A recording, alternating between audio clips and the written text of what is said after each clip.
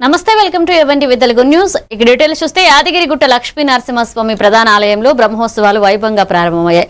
ఆలయ మూలవర్యుల అనుమతితో నిజాభిషేకం, విశ్వక్సేన ఆరాధన, జలపూజ, పుట్టమట్టితో నవధాన్యాలు నాటడంతో పాటుగా స్వస్తిహ వచ్చిన వంటి వైదృశ్య కార్యక్రమాలతో బుధవారం బ్రహ్మోత్సవాలకు ఆలయ అర్చకులు అధికారులు శ్రీకారం చుట్టారు. ఉదయం 10 గంటలకు స్వస్తివాచిన ఘట్టాన్ని ప్రారంభించారు.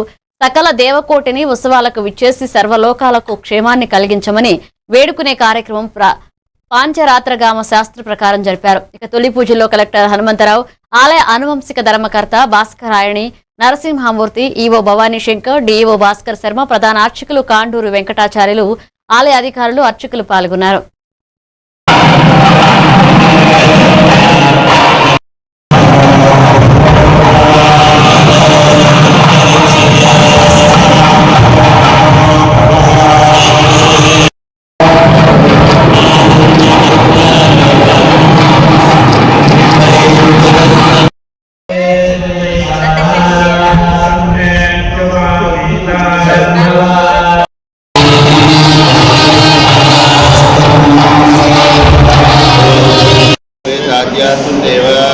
शोभन